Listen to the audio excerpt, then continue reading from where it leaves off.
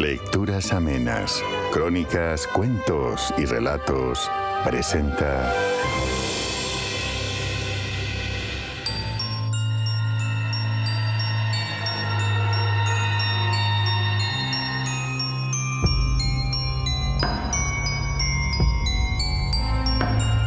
Lusus Naturae de Margaret Atwood.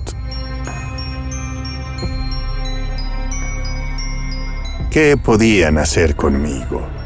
¿Qué debían hacer conmigo? Ambas preguntas eran una y la misma. Las posibilidades limitadas. La familia las debatía todas, sombría y exhaustivamente, sentados a la mesa de la cocina por las noches, con los postigos cerrados, mientras comían sus salchichas secas y correosas y su sopa de patata. En mis fases de lucidez, me sentaba con ellos y participaba como podía en la conversación, mientras rebuscaba los pedazos de patata en mi cuenco. Si no, me recluía en el rincón más oscuro, maullaba para mis adentros y escuchaba aquel abejorreo en mi cabeza que nadie más oía. «Con lo preciosa que era mi chiquitina», decía mi madre, «no tenía nada malo». Le entristecía haber traído al mundo a una cosa como yo. Era como un reproche, como un castigo. ¿Qué había hecho ella mal? «Será una maldición», decía mi abuela, tan seca y correosa como las salchichas, aunque eso en ella era natural, dada su edad. «Con lo bien que estuvo tanto tiempo», decía mi padre. «Fue después de que pillara el sarampión aquel, a los 7 años, después de eso». «¿Y quién iba a echarnos una maldición?», preguntaba mi madre. Mi abuela fruncía el entrecejo. A ella se le ocurría una larga lista de candidatos, pero aún así no era capaz de señalar a ninguno. La nuestra siempre había sido una familia respetada, incluso apreciada en cierto modo, y seguía siéndolo. Y seguiría siéndolo si podía hacerse algo conmigo, antes de que lo mío saliera en la colada, por así decirlo.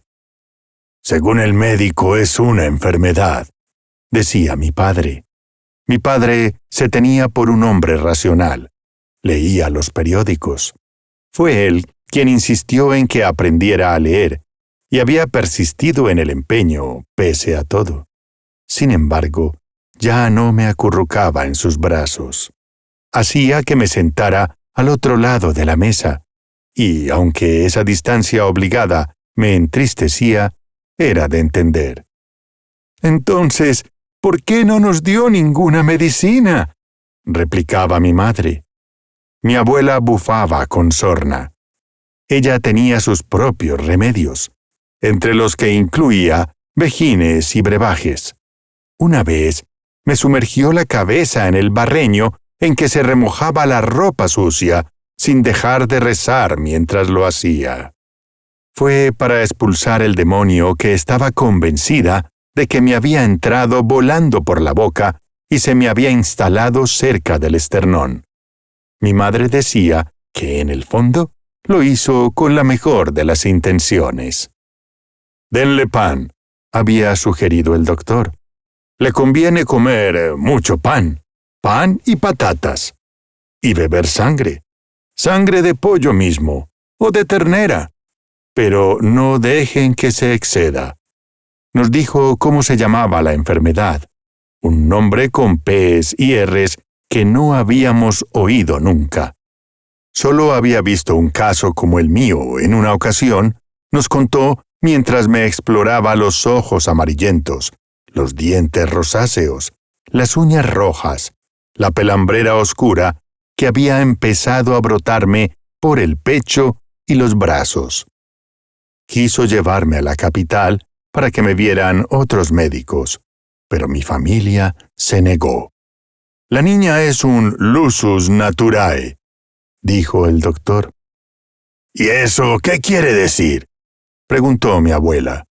Un capricho de la naturaleza, contestó él. Era forastero. Habíamos recurrido a él porque nuestro médico habría hecho correr la voz. Es una expresión latina. Viene a decir que es un monstruo. El médico pensaba que yo no lo oía porque estaba maullando. Nadie tiene la culpa, añadió. La niña es un ser humano, replicó mi padre, y le pagó un buen montón de dinero para que se marchara a su tierra y nunca más volviera. ¿Por qué nos ha mandado esto, Dios?, dijo mi madre. Maldición o enfermedad, da lo mismo, dijo mi hermana mayor.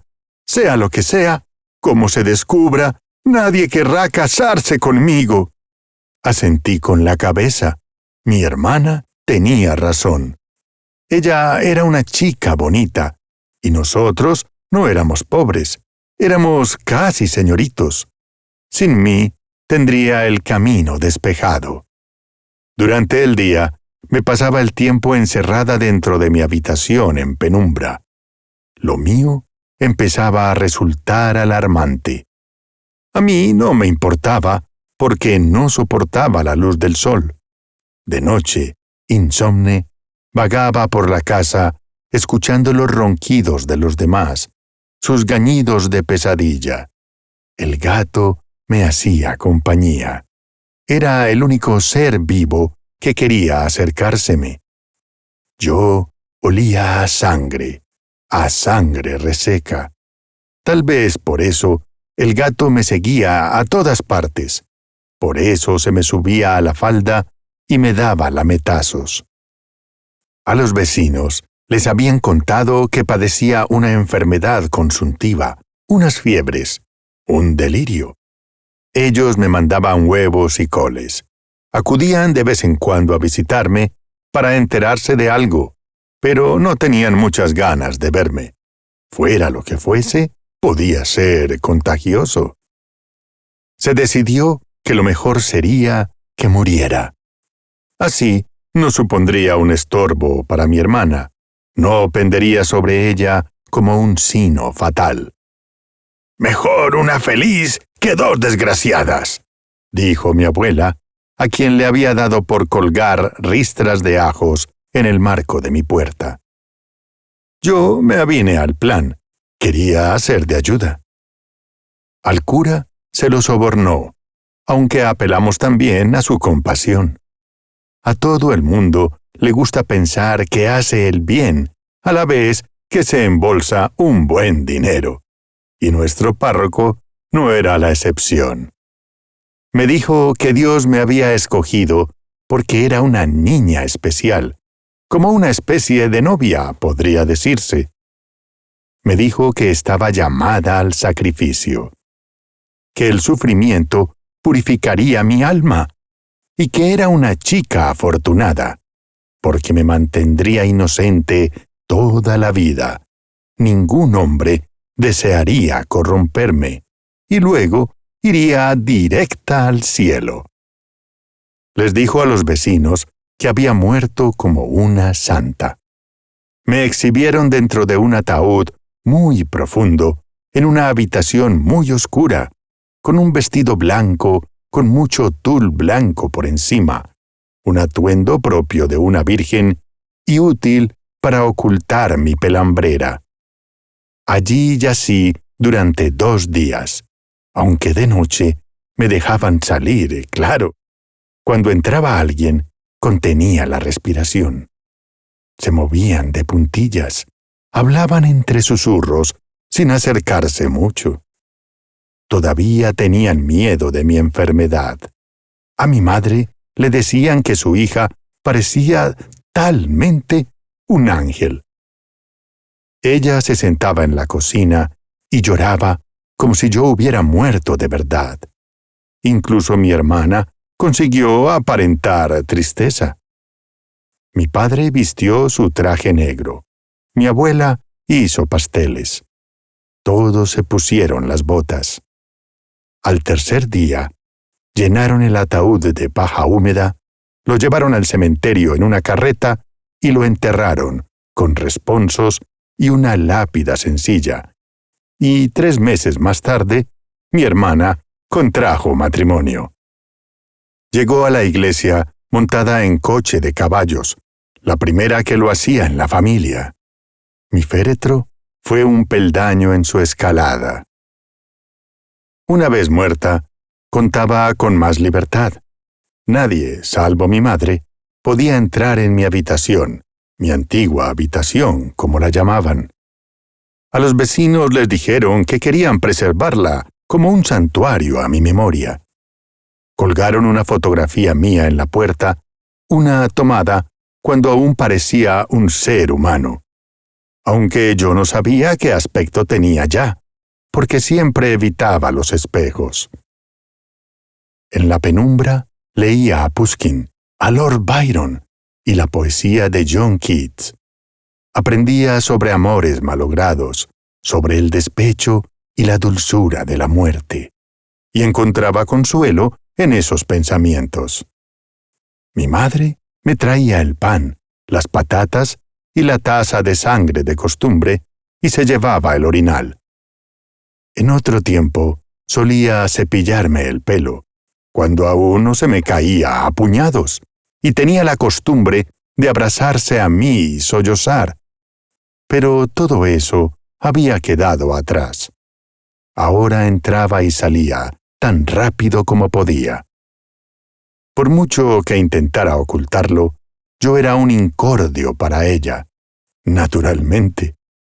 Uno puede compadecerse de alguien solo hasta cierto punto.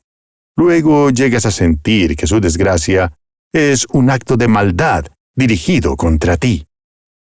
De noche, podía acampar a mis anchas por la casa, y luego camparía por el jardín, y más adelante por el bosque. Ya no tenía que preocuparme de si era un estorbo para los demás o para su futuro. En cuanto a mí, el futuro no existía. Solo el presente, un presente que iba cambiando, o así me lo parecía, al ritmo de la luna. De no ser por los ataques, por las horas de dolor y por aquel abejorreo incomprensible en mi cabeza, podría haber dicho que era feliz. Primero murió mi abuela, después mi padre. El gato se hizo mayor. Mi madre cada vez estaba más desesperada. «Mi pobre niña, mi pobre niñita», decía, aunque ya no era lo que se dice una niña. «¿Quién cuidará de ti cuando yo no esté?». Esa pregunta solo tenía una respuesta. Tendría que hacerlo yo. Empecé a explorar los límites de mi poder. Descubrí que tenía mucho más cuando no se me veía que cuando se me veía. Y sobre todo, cuando se me veía solo a medias. Una vez asusté a 2 niños en el bosque a cosa hecha. Les mostré los dientes rosáceos, el rostro peludo, las uñas rojas. Les maullé y echaron a correr dando voces.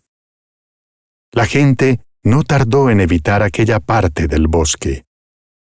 Me asomé a una ventana una noche y le provoqué un ataque de histeria a una joven. «¡Una cosa! ¡He visto una cosa!», gritaba entre sollozos. O sea que yo era una cosa. Lo estuve meditando. ¿En qué sentido una cosa no es una persona? Un forastero presentó una oferta por nuestra granja. Mi madre quería vender e irse a vivir con mi hermana, el señorito de su marido, y sus saludables y cada vez más numerosos hijos, a quienes acababan de retratar. Ya no era capaz de sacar la granja adelante ella sola. Pero, ¿cómo iba a dejarme? «Véndela», le dije. Mi voz ya era una especie de gruñido. «Desocuparé la habitación. Sé de un sitio donde instalarme». La pobre mujer me lo agradeció. Me tenía apego, como se le tiene a un uñero en un dedo, a una verruga. Era carne de su carne. Pero se alegró de librarse de mí. Había cumplido su deber con creces. Mientras recogían y vendían los muebles, yo pasaba el día en un almiar. Me bastaba con él, pero en invierno no serviría. Cuando los nuevos inquilinos se hubieron instalado, no fue difícil deshacerse de ellos. Yo conocía la casa mejor que ellos, sus entradas, sus salidas. Podía moverme por ella a oscuras. Pasé a ser un espectro y luego otro. Fui una mano de uñas rojas que acariciaba un rostro a la luz de la luna. Fui el ruido de un gozne oxidado que hice sin querer. Salieron de allí a escape y dijeron de nuestra granja que estaba encantada. Entonces fue toda para mí. Me alimentaba de las patatas que robaba escarbando en los huertos al caer la noche, de los huevos que sisaba de los corrales. De vez en cuando me llevaba alguna gallina, y lo primero que hacía era beberme su sangre. Había perros guardianes, pero aunque me aullaban, nunca me atacaban. No sabían a qué se enfrentaban. Un día, en casa, probé a mirarme en un espejo. Dicen que los muertos no ven su reflejo, y era verdad. No me veía. Veía algo, pero algo que no era yo. No guardaba ningún parecido con la niña buena y bonita que me sabía en el fondo.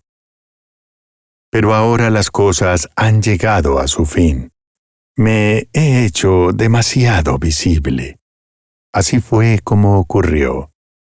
Estaba un día recogiendo moras al atardecer, donde el prado linda con la arboleda, cuando vi a dos personas que se acercaban, desde direcciones opuestas.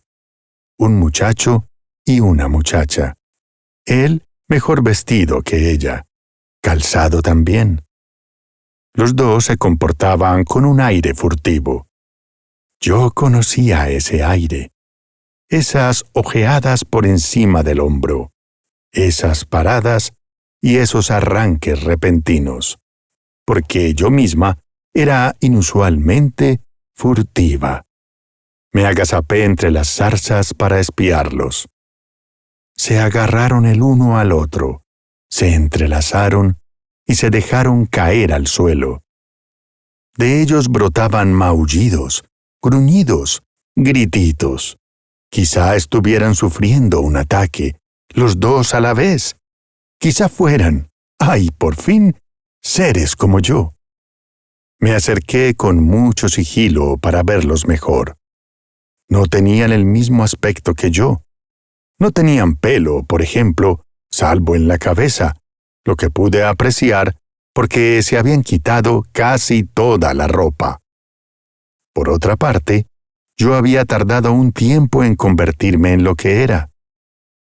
Estarán en las fases preliminares, pensé. Saben que están cambiando. Se han buscado el uno al otro para hacerse compañía y para compartir sus ataques. Parecían obtener placer de aquellas sacudidas, pese a que de vez en cuando se mordían. Entendía a la perfección que llegaran a eso. ¡Qué consuelo encontraría yo si pudiera participar con ellos de ese placer! Con el correr de los años, la soledad me había endurecido. De pronto sentí que ese caparazón se reblandecía. Aún así, no tuve valor para abordarlos. Una noche, el muchacho se quedó dormido. Ella lo tapó con la camisa que había dejado a un lado y le dio un beso en la frente. Luego se alejó sin hacer ruido. Yo me aparté de las zarzas y me encaminé con sigilo hacia él. Allí lo tenía, dormido en un óvalo de hierba aplastada, como tendido en una bandeja. Lamento decir que perdí los estribos. Le eché las zarpas rojas encima, lo mordí en el cuello. ¿Era deseo o hambre? ¿Cómo iba a saber yo la diferencia? El muchacho despertó. Me vio los dientes rosáceos, los ojos amarillentos. Vio el revoloteo de mi vestido negro. Vio cómo huía y hacia dónde huía. Aquel muchacho se lo contó al resto del pueblo y todos empezaron a elucubrar.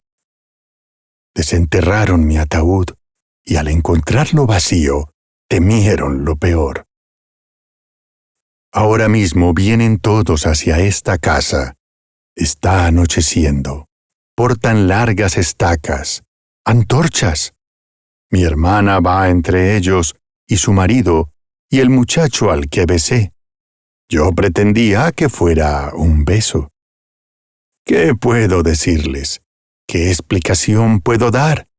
Cuando se buscan demonios, siempre habrá alguien que satisfaga el papel.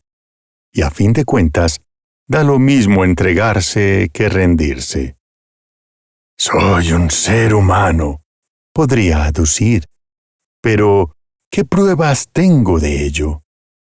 Soy un lusus naturae. Llévenme a la capital, deberían estudiarme. No serviría de nada. Me temo que al gato no le espera nada bueno. Lo que me hagan a mí, se lo harán también a él.